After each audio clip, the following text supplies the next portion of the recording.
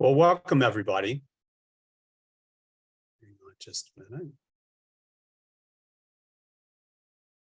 My name is Pat Almanrode. I'm one of the co-facilitators of the Third Act Lawyers Working Group, and it's my great pleasure to welcome everybody tonight to what we hope will be a very interesting and fun and challenging and informative evening.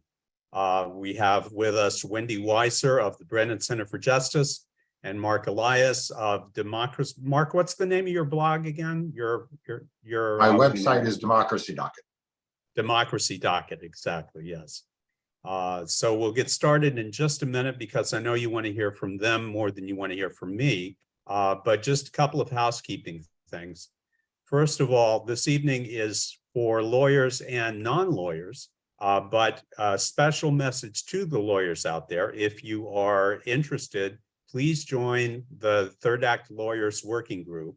We're a bunch of both retired and still active lawyers over 60, trying to figure out how we can be the best help to preserve and protect and restore both our climate and our democracy, or as I like to say, the planet and the polis. You can join up by going to thirdact.org and to the Lawyers Working Group webpage, and there's a form there. We're going to take questions in the chat, so as they come to you, please feel free to put them in there. We'll probably save the questions to the end, but if something shows up that really needs to be asked right on the spot, we'll try to do that too.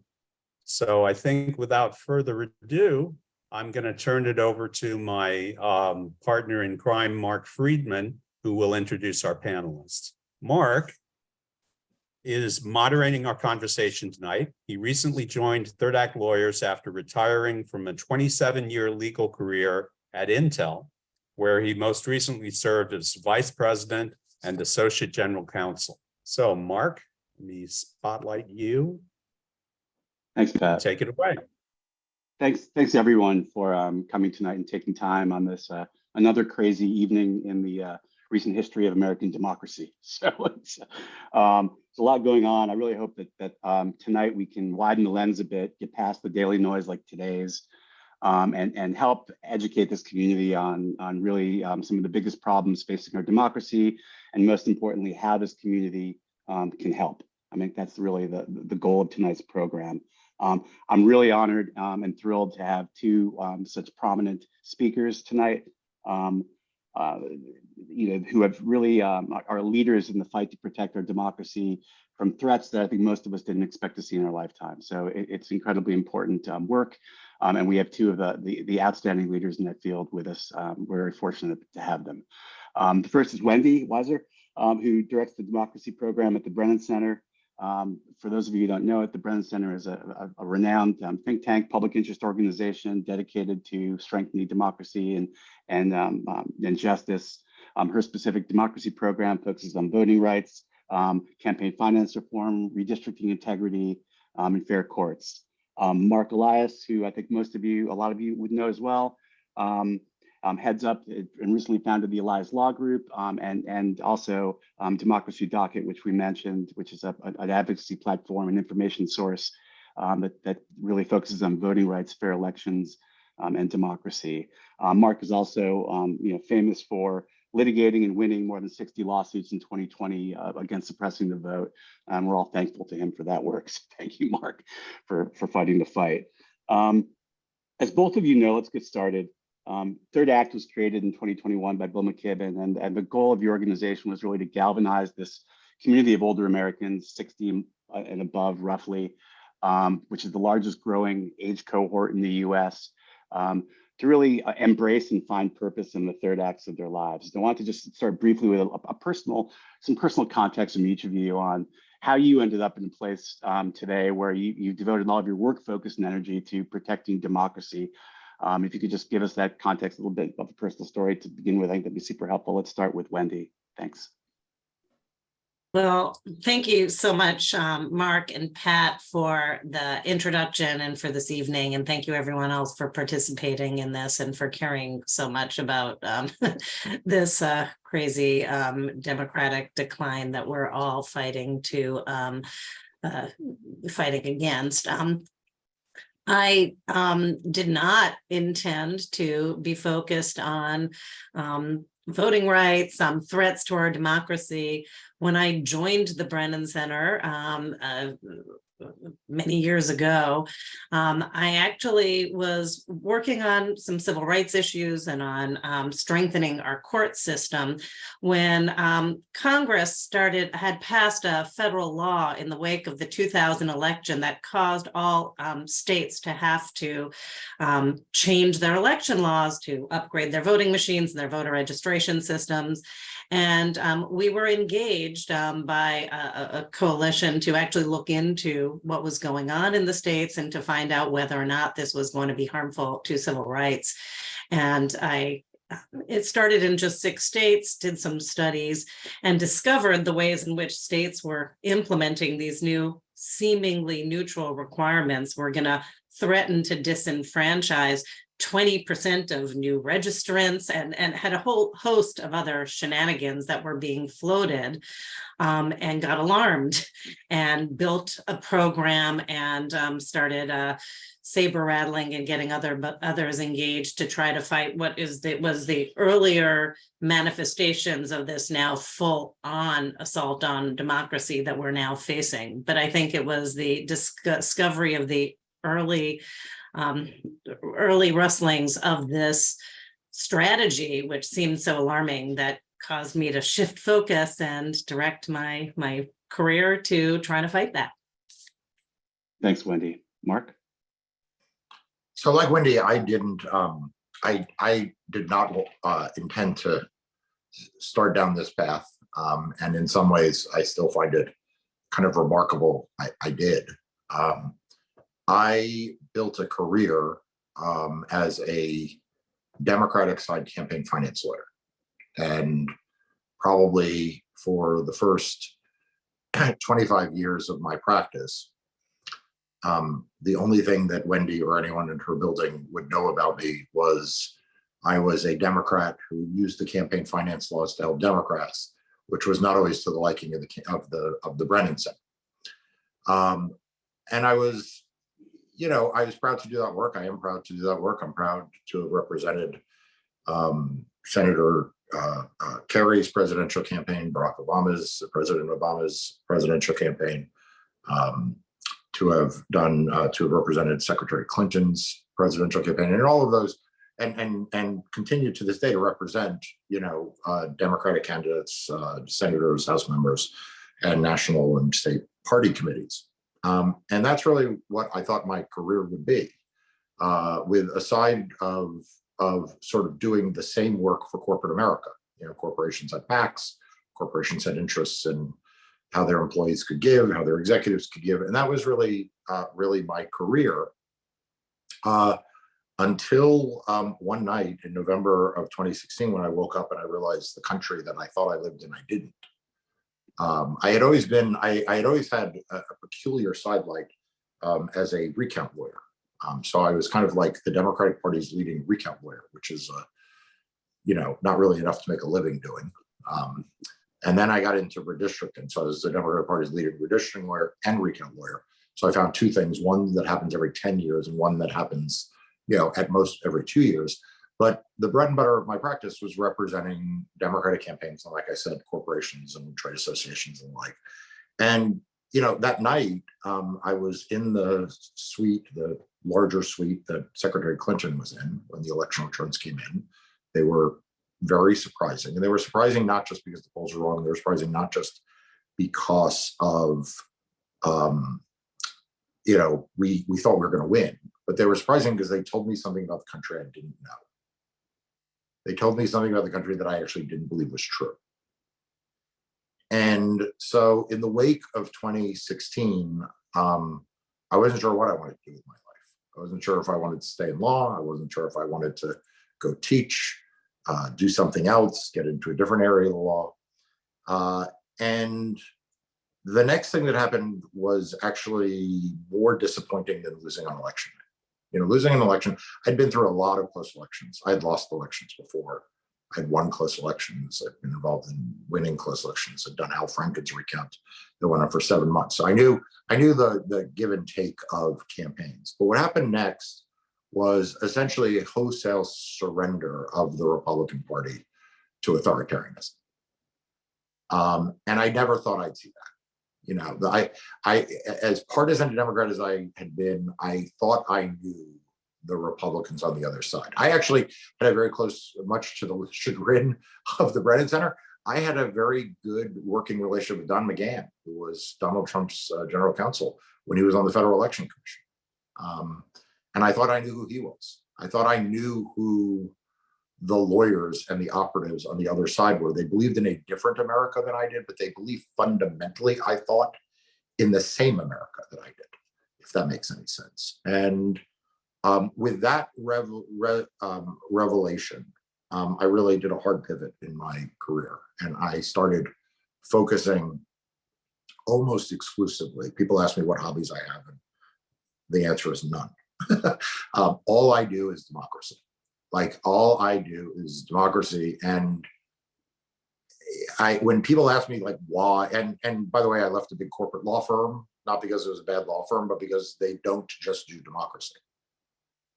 Right? They represent a lot of corporate interests, some of those companies care a lot about democracy, and most of them don't care at all. And I just wanted to be at a law firm where like all we did every day was try to focus on this. And when I'm asked why, I kind of shrug my shoulders and be like, well, what choice did I have? You know, what was the other choice?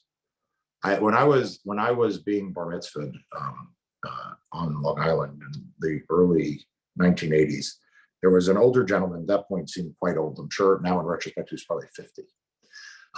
But it was a guy who had been a US soldier, a Jewish soldier, and had fought in World War II. And he had been captured.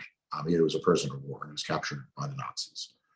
And he told us that he was terrified. He was a Jewish American in the hands of the Nazis in World War II and a prisoner of war camp. And he told us that part of what his unit did, his prisoner of war unit, was they were like in a work camp where they did agricultural work. And at one point he found himself picking potatoes. And he realized that, or he thought that if he just poked holes in the potatoes, they would rot, and maybe it would starve the German army. So here's this 19-year-old kid from Brooklyn who is a prisoner of war in Nazi Germany, who has taken pieces of barbed wire from the fence, and against his bare skin, he is pressing it to poke holes in the potatoes with the hope that he will deprive the Nazis of enough potatoes to feed their army. So I always say, like, I'm just poking holes in the potatoes. Like, I don't think I'm actually going to save democracy. People who are like, you're saving democracy, I'm not saving democracy. I'm poking holes in the potatoes. You know, today the potatoes took a blow in Florida where they're about to pass a new voter suppression. So like all the hard work that all the lawyers, me and other people did over the last voter suppression law in Florida, guess what? New one coming. You know, and we see this from state to state to state. So that's how I got into this work. And what I've told folks is I'm just going to keep poking holes in the potatoes. Like, you guys can talk about the Supreme Court and how it's bad and how this court's bad and that court's bad. Like, but what am I going to do? Are we just going to give up? Are we just going to give up? No, we're going to poke holes in the potatoes. So people are like, well, you're going to make bad precedent for what? For what? What am I saving it for? Oh, you're not going to win. All right, well, I'm not going to win. Then we'll be in the same position we are today with those bad laws. So that's how I got into this. Thank you, Marc. So when Third Act was founded, Bill McKibben, who was known as fighting against climate change and activist in that area, 350.org for a long time. There's two foundations to Third Act, which is democracy and climate change. Clearly, both of you are extremely passionate. You devoted your careers to democracy. Very briefly, I think for those in this, I think a lot of people came to this organization and came to with passion about other issues, whether they climate change or others, and the role of democracy and why that ultimately is trumps everything on some level, and why Third Act. I think Bill McKibben was purposeful when he gave this organization two pillars, not just, we're not going to just supplement what 350.org is doing on climate change. It's going to have two foundational pillars. Can you just talk to that briefly? Maybe Mark, start with you, and then Wendy. Yeah, so I'll go quickly. They're both existential threats, and they're not unrelated. You know, if we don't save democracy, we're not going to fix climate change.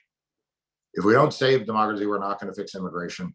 If we don't save democracy, we're not going to fix women's reproductive health. We're not going to solve poverty or any of those other things, because authoritarian regimes don't care about climate.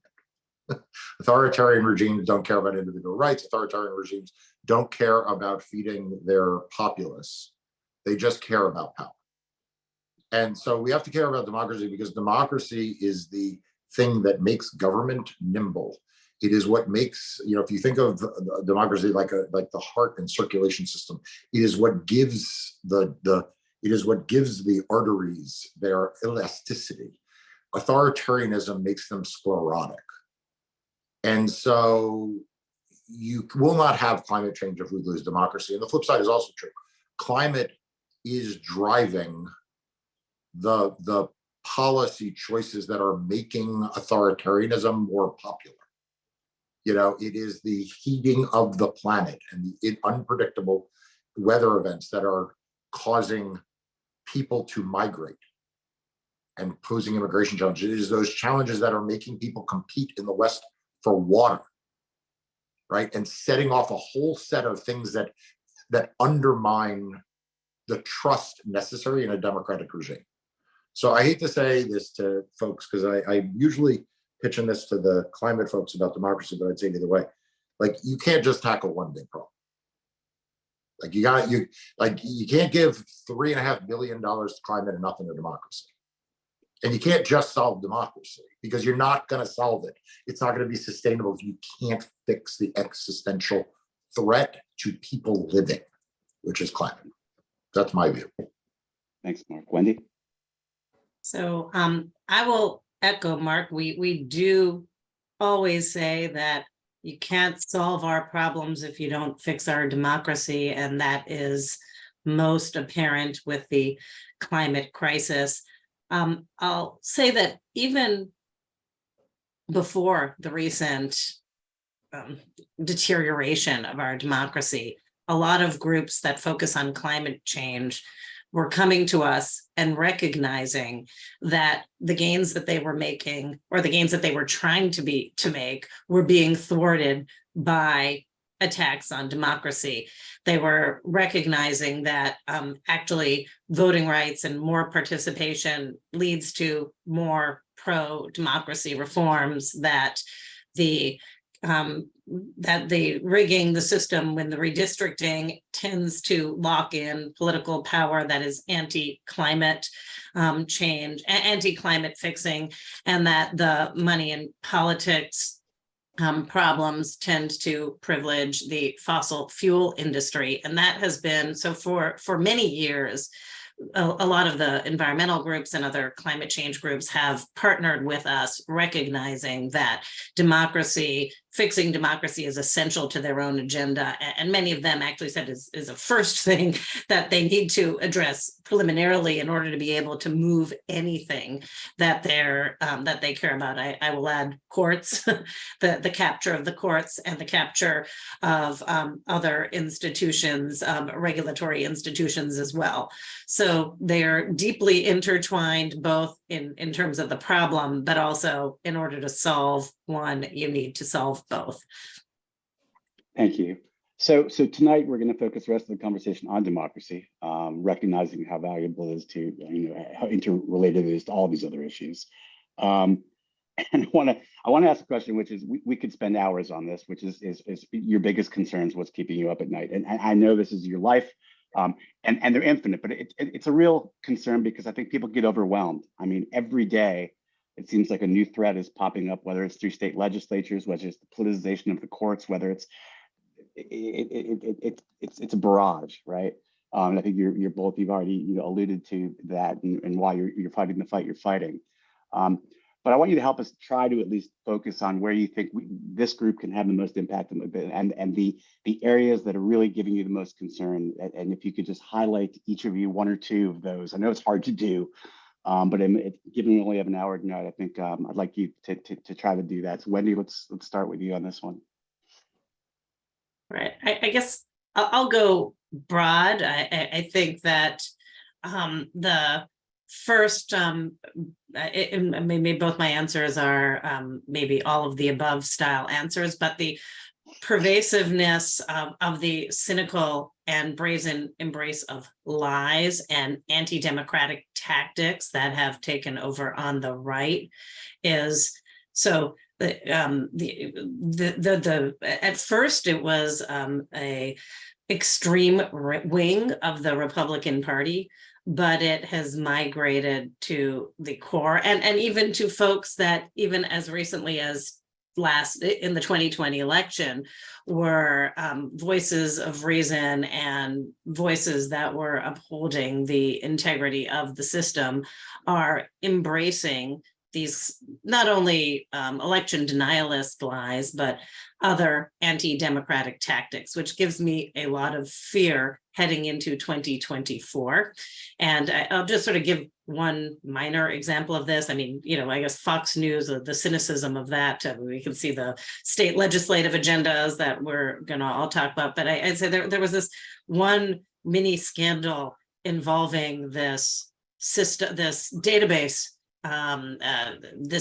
system, this ERIC system that was created in order to enable election officials to share data in order to maintain their voter rolls, to remove ineligible people from the voter rolls, a completely boring technocratic tool for purging the voter rolls, not even a voting rights agenda item, though it did have a little bit of a piece of it was helping to identify unregistered voters, but by and large, it was an election integrity voter purge tool to advance the concerns that conservatives have typically embraced.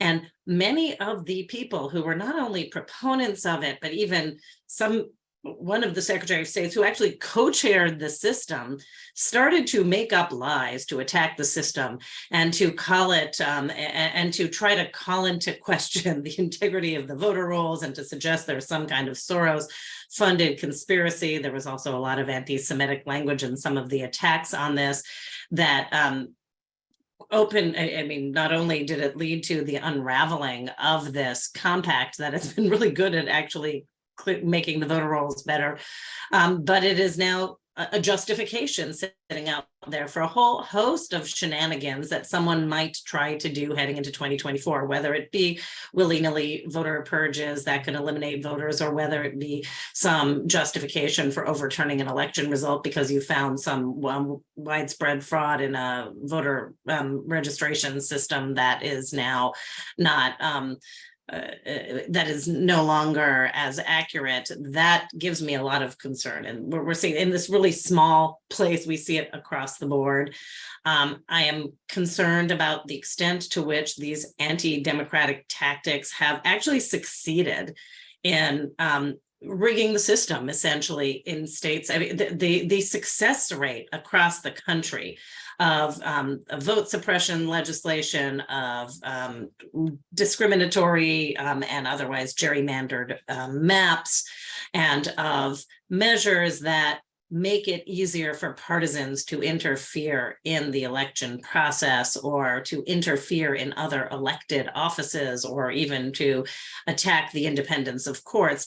It has been very rapid and very sweeping, so that half the country is filled with a lot of these measures, which makes it a lot harder to dig out of it. As there's hope, which I hopefully will get to the hopeful side, but I think the pervasiveness and the success of that sweeping movement and the cynicism and much more, I guess, open embrace of these authoritarian of the lies and then the authoritarian tactics that they justify across a broader swath of the right makes me very worried heading into 2024. I don't want to look past 2024 right now, because I do think that we should be keeping our eye, like really we're going election by election at this point. Got it. Thank you. Mark? Yeah, I'd say it's three things. The first, just pick up on Wendy's last point. If there's one thing I get asked this group to do, because I suspect this group is socioeconomically better off, and probably mostly white, is to not accept the baseline of voting as it is, as the way it's fair. Like, the fact that we have voting laws the way we do doesn't mean that they are objectively right. And what's happening is, as Wendy says, is, Georgia has a set of laws that discriminated against Black, brown, and young people. I can prove that it discriminated against Black, brown, and young people, because that's what the data all showed. Then it passed an omnibus voter suppression bill in 2021. And for a moment, people on this call were outraged. For a moment, the employers of people on this call were outraged. And then it passed. Georgia has since passed additional voter suppression bills. There's no outrage. And all of you now assumed in the Warnock Walker race that the rules that they were operating under were just the fair rules. These were the rules that were so unfair. Many of you were saying we should boycott Georgia, move Major League Baseball's All-Star game. But it is very easy for people who do not wait in line to vote to not care about long lines. I bet you all didn't know this, but one of the hardest things for me to describe to audiences like this is the indignity and the inconvenience of waiting in line to vote. How many of you on this call would wait in line for an hour to vote? How would you like it? Would you wait for 5 hours in line to vote? Or would you just walk away? So let me ask you this. Why do you think that Black voters want to wait in line for vote for an hour or 5 hours? Why do you think students want to wait in line to vote for 5 hours? It's not heroic. It's not a sign of democracy. It's not a sign of enthusiasm. It's a sign of a system that fails some communities. In Georgia, in the primary election in 2020, if you were in the 6 metro counties of Atlanta, in a precinct that was 90% or more Black, you waited online an average of 51 minutes. Mark, do you want to guess how long the line was if you were in the same 6 counties, in the same election, in a precinct that was 90% or more white? 6 minutes. This is my problem. Talking to you all, you're all 6 minutes people. You're not 51-minute people. And you're sure as hell not an hour and 40-minute people. So when they say we're not going to hand out food and water to people waiting in line in Georgia, they're not penalizing you. You don't have, you can't even contextualize why you would want food and water in line. You're too busy getting from your car to vote and back to your car. And so the first thing I would ask you all is to just accept that the system of voting we have in this country does not treat all voters the same, and that is a national scandal. Colorado, great state, wonderful voting laws. Vote by mail, everyone loves it. Run by Democrats, by the way. In the 2020 election, if you voted by mail in Colorado, there were 29,000 ballots rejected. Now, do any of you believe there were 29,000 fraudulent ballots in Colorado? Do any of you believe there were 290 fraudulent ballots in Colorado? How about 29? Well, it'd be fine. I mean, it'd be bad, but it'd be fine if that was evenly distributed. 2/3 of those were from voters under the age of 34. In Washington State, another vote by mail state run by Democrats, if you were Black, you had 4 times the rate of rejection than if you were white. I can show you studies from state after state. There's a study from Georgia that shows that if you're a woman, you had a higher rate of rejection if you're a man. So literally, if you were looking for a system that benefited old white men, it is more or less the vote by mail system we've accepted in this country as the baseline for fair. And so that's my first request, is don't accept the baseline of voting that we have. The baseline of voting we have in this system is largely a discriminatory voting system. Number one. Number two, blue states have to do better. You know, I'm a good messenger for this because, as Wendy will tell you, no one is more of a Democrat, no one is more identified as a national Democrat than I am. There are 17 states right now with Democratic trifectas. Every one of those states could be improving their voting laws. every one of those states.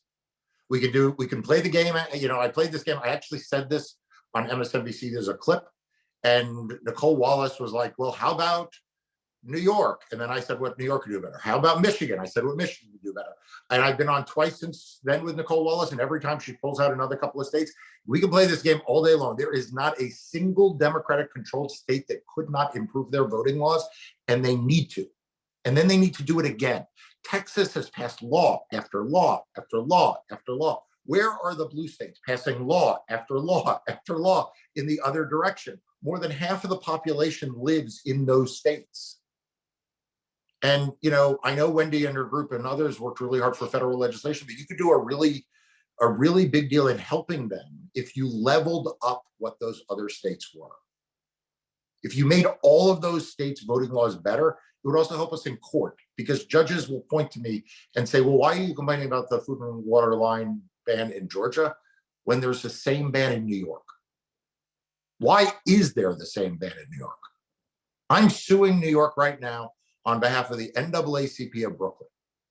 Why on God's green earth is New York defending that lawsuit?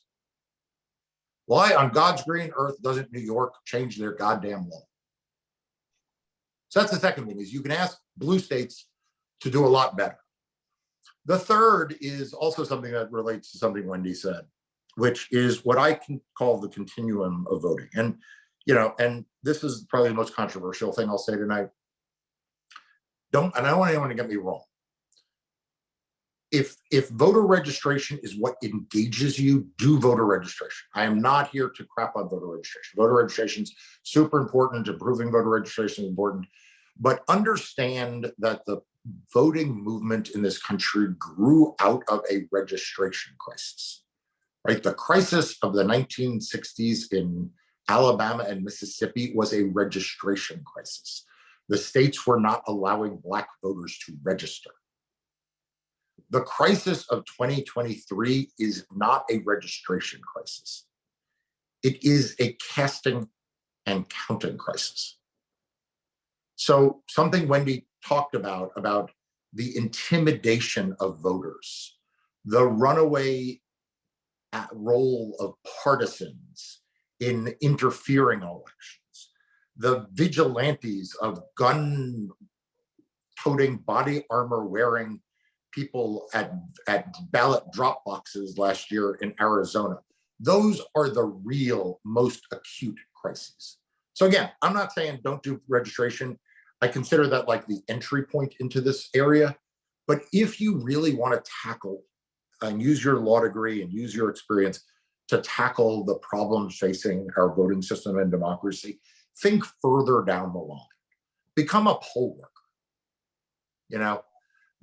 Become active in making sure that everyone who wants to vote is able to and have their vote accurately counted. Because I think that right now, in a relative resource basis, and like I said, Wendy may disagree with this, our most acute problems are not resources in the registration arena. Our most acute problem with resources is in the authoritarian overtaking of election offices, the lack of competent poll workers, the intimidation that election officials face, the problem of partisan, there were 362,000 voters had their eligibility challenged in Georgia in 2021. Georgia then passed a law to make challenging eligibility easier. They are essentially outsourcing purging to partisan actors. And so I'd focus your activity, to the extent you want to be involved in this, towards protecting voters' ability to vote and the election officials' ability to do their jobs in counting those votes.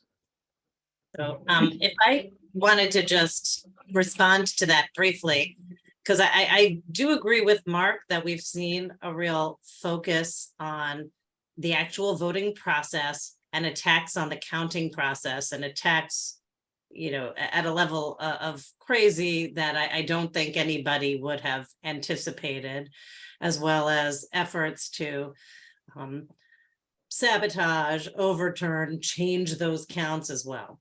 That said, the registration, the continuum from registration to voting to getting your vote counted, every aspect is important. And I will say, we We do a lot of work at all levels of this, but one of the great innovations that the Brennan Center has been involved in pushing across the country and developing is automatic voter registration. And of all the innovations and we now have more than 21 states and DC that have that, it actually shows the greatest impact in terms of not just registration rates, but overall positive turnout effect.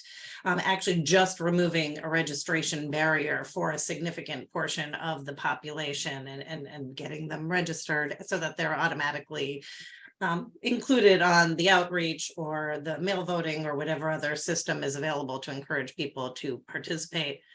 So I don't want to diminish the need for the other work, because I will say, when I started doing this work before Marc had his crisis in confidence in the system, most of the attacks and most of the cynical, partisan, or anti-democratic attacks on the voting process were targeted towards the registration rolls and ways of whether purging people or challenging them or otherwise manipulating the roll so people couldn't make it in to vote in the first place, or if they showed up, they wouldn't be on the list and then their vote wouldn't count.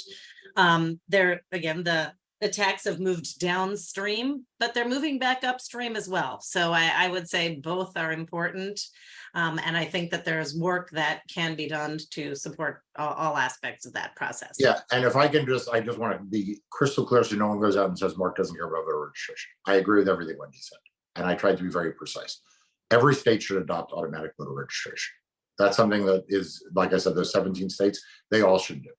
And everybody here should do everything can to do that. I was trying to make a more subtle point, which is that if you as an individual, okay, I'm not talking about policy wise. If you as an individual, like, you know what, I'm motivated by this to volunteer or get engaged, it is great to do voter registration. It's important.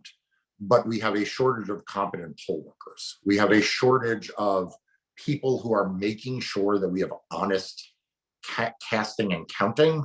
And I just want to make sure that, it's easier in some ways to say, I'm just going to volunteer to do voter registration for a day or make phone calls than it is to go through the training to become a poll worker. And I'd like to, so again, Wendy doesn't have to agree with me. I just want to make sure people are not forgetting that back end of the process, because it is under-resourced relative to the front. Yeah, I co-sign that. And I say it's not only under-resourced, but a lot of the anti-democratic forces are now mobilizing in those spaces, mobilizing poll workers, mobilizing election workers, and trying to undermine the integrity of the system and the fairness from within. And so the best way to counter that is to counter mobilize with honest poll workers, election workers, monitors. Thank you both. Hey, Pat, I'd like to turn over to the audience Q&A. I've got about 15 minutes left. Maybe we could have Wendy and Marc take some questions from the audience in the remaining time. That was very, very helpful. Clearly, we need to find ways to be activists and not be lazy about this anymore. And I think Marc, he passionately made the case there that that's what this community is about, is taking people in the third of their lives and becoming activists. And we have to do that. And we can't rely on you to keep winning in court to keep us all safe as much as we expect you to keep doing that. It's not enough. We're very aware of that. And I think I appreciate your candor and your passion in making that point. Pat? Yeah, well, thank you both. Thank you, Marc. We have had a few questions of substance in the chat. Most of our chat has been about working out technical issues, unfortunately, but we seem to have gotten that down. So there was a question a while back, are there any viable amendment proposals out there regarding voting rights? I assume the questioner meant amendments to constitutions, either the federal or state constitutions for that matter. You want to start, Marc? No, you probably track more of the constitutional amendment process. Well, I will say that a lot of the positive reforms that we've seen over the last couple of years have actually come from popular mobilization around constitutional amendments. That's how Michigan put in place a huge sweeping package of reforms. We've seen this has been a bright spot in the half the states that actually allow popular initiative as a source of reform. I'll flag a couple of potential future reforms that are not out there that I urge people to support. In 2018, 2/3 of Floridians supported Amendment 4 to restore voting rights to more than 1.2 million fellow citizens with criminal convictions in their past. And the Florida legislature then turned around and substantially hampered that by actually putting in place a pay to vote requirement. So for those people cannot get their voting rights restored unless they can prove that they've paid off all of their criminal justice debt, Right. even though the state doesn't even know what that debt is. This needs to be fixed again by yet another constitutional amendment. The Florida legislature and courts failed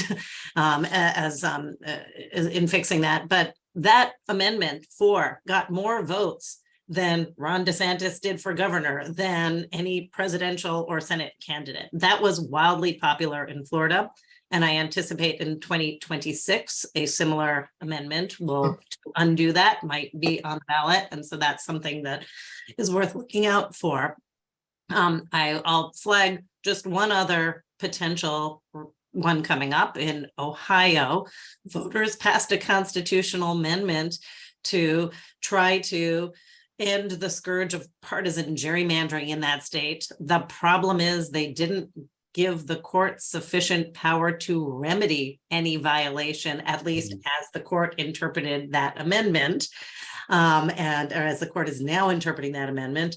If that does not get or cannot get fixed in the courts, and there's still ongoing litigation that both the Brennan Center and the Elias Law Group are part of in different ways. But on the same side. On the same side, that would be another thing that can and should be fixed by ballot initiative.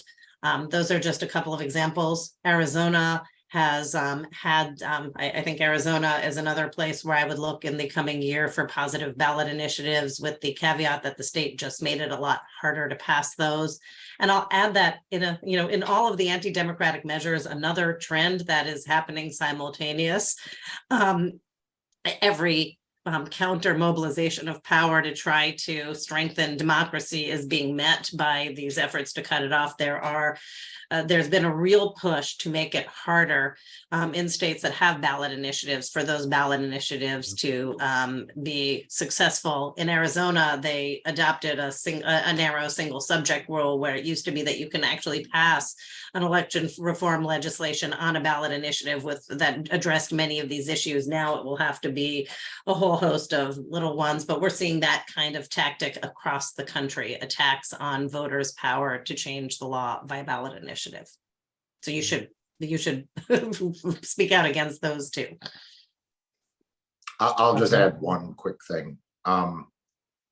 There are a handful of states, and Wendy could actually probably list what they are, that are Democratic controlled, typically in the Northeast, that have state constitutions that restrict voting access. Sometimes they don't allow mail-in voting. Sometimes they require whatever, a whole bunch of nonsense.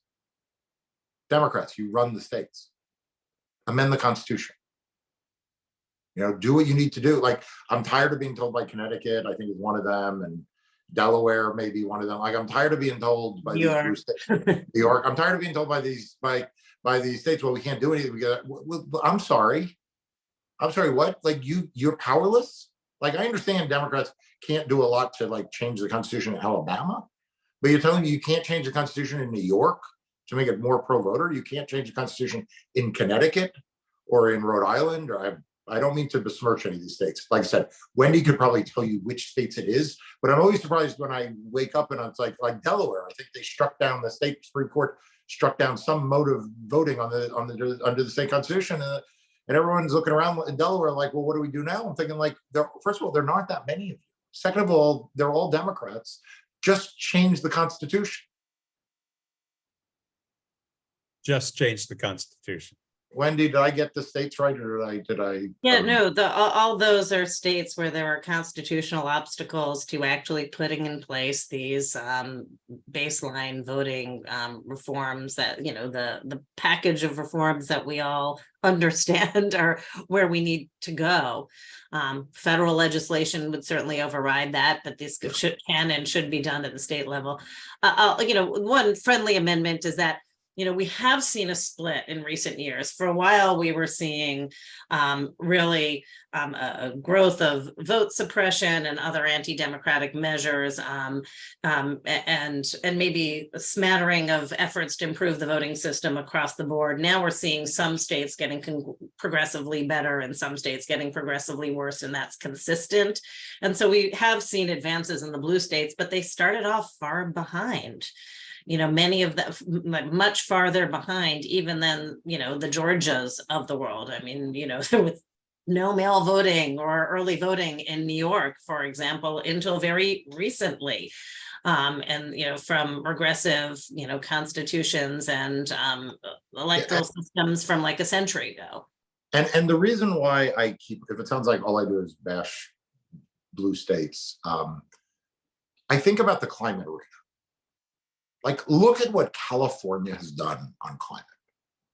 It basically moved the entire country on climate because it didn't try to like meet the middle of the pack. It set audacious goals. It passed bold initiatives.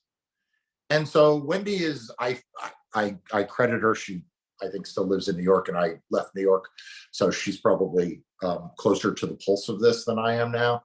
But like, New York should be a leader. Like, New York should be like, you know what, we're going to do things to aid voting that nobody's ever done. I'll tell you what we're going to do. We're going to put in the New York Constitution that nobody waits more than 30 minutes in line to vote. And if they do, it's an automatic appropriation out of the Treasury to the localities for the next election to do away with lines. How's that? You know, like, think about how audacious California has been on climate. That's what we need. We need that same spirit for democracy, of states who are willing to really just like not adopt the minimum package, but are willing to say the minimum package is our jumping off point. And now we are going to do more. And I think there is a questioner that's asking if there's a toolkit of right to vote concepts, and there in fact is, and also probably depending on where you are, lists of local groups that you might engage with that are actually trying to advance that package. But I think actually from your vantage point, you can be very effective in moving the needle and in opening the conversation in these different locales. I think that may be something that Third Act Central will be putting together in the coming weeks and months. I hope so, at least. Maybe we can push them on that. I had a question, and I hope this isn't just hopelessly naive, but is there any chance that anything like the John Lewis Voting Rights Act might be revived in some way, shape, or form? Absolutely. I mean, we're going to see the legislation reintroduced. We'll see the Freedom to Vote Act, which was the John Lewis Voting Rights Advancement Act was restoring the protections of the 1965 Voting Rights Act that were largely gutted and will continue to be further gutted this year by the U.S. Supreme Court. Maybe not. We're still holding out hope. Another case that Marc is involved in, and we have not given up yet. But I think that there's a real risk to the future of the voting rights, the ongoing future of the at least pre-existing Voting Rights Act. The John Lewis Act addressed the prior cuts, and I think will probably need to, if the U.S. Supreme Court does further damage, will need to be updated to account for that as well. There was another important piece of legislation that was packaged together with the John Lewis Act called the Freedom to Vote Act, which in addition to trying to create a remedy for discrimination or stopping discrimination, also raised the floor by creating a baseline level of rules. The the toolkit that we're talking about for the states, trying to enact that at a federal level, but it would also take away a lot of discretion where all the fights and shenanigans over the rules of election administration and create a single system nationwide that would actually depoliticize the administration of elections as well. So it would both raise the bar and depoliticize the process. They're both going to be reintroduced this year. This will remain on the agenda. I think with the current polarization in Congress, we are certainly not anticipating passage through a Republican House. But the Voting Rights Act of 1965 was first a failed Voting Rights Act in 1957, and then in 1960, and then in 1964, before events in 1965 compelled passage. So I don't think that we are certainly not giving up. I don't think that the Democrats in Congress are giving up. And I hope that you all will be part of this process of keeping this on the table, because I think without baseline national rules, and I will say this is not just a voting rights legislation, because the Freedom to Vote Act addresses the election sabotage, it addresses the gerrymandering and money in politics. So it does address some of the other areas as well, and strengthens protections for against election violence and for election officials. And we didn't talk about that, which is another significant component of work that the Brennan Center does, was just the increasing attacks on not just the rules of elections, but also the people who actually make elections work, the threats and attacks on election workers and on people who mobilize voters. So absolutely, this is going to be introduced. It needs to stay alive. It will not pass this Congress, but maybe next one. And here's my addition to it. First of all, I think it's important to understand, as Wendy said, the arc of these things. Major legislation oftentimes doesn't pass the first time. I mean, before there was Obamacare, there were several major efforts to reform the health system that didn't pass. Before there, as you point out, before there was the Civil Rights Act passing, there were lots of failures. So I think that we need to understand that what happened was disappointing, but it is actually part of the normal process of eventually getting legislation passed. That said, I do want to say something that may be unpleasant news to some people on this call, but it is just the truth. If you want to pass climate change legislation, elect Democrats. If you want to pass voting legislation, elect Democrats. Like, here is the deal. There are 5 members of the Republican House today who have an F rating with the NRA. There are no members of the House Republican Party who voted for either the John Lewis bill or the Freedom to Vote Act or the For the People Act. There is only one thing that unites the Republican Party today, and it is opposition to voting rights. In fact, I would bet you there are some Republicans in Congress who support climate change legislation. None of them support voting rights. So I just want to take 1 second here to do a thought experiment. Think of the Republican who you think is the most heroic Republican in Congress.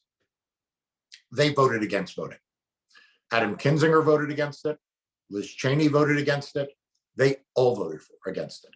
Now think of the Democrat who you think is the least heroic. They all voted for it. Now, you may not like what Kirsten Sinema and Joe Manchin did on the filibuster. They supported the bill. Continue. So that is fundamentally what you are facing, particularly in the House. You know, you can say Lisa Murkowski supported the John Lewis bill, which she opposed the other bills. But fundamentally, you are not going to find, there are no pro-democracy Republicans. You know, when I started doing this after 2016, or not started doing, after 2016, I'd be on a lot of panels with people like Wendy, not actually Wendy, and they would tell me all these things about a guy named John Sensenbrenner. I had to go look up who John Sensenbrenner was.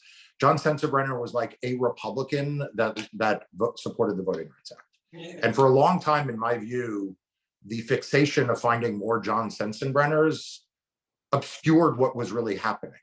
Well, it's now happened. John Sensenbrenner's gone, and there are no Republican votes for voting rights. It's going to be a straight ticket issue for the foreseeable future.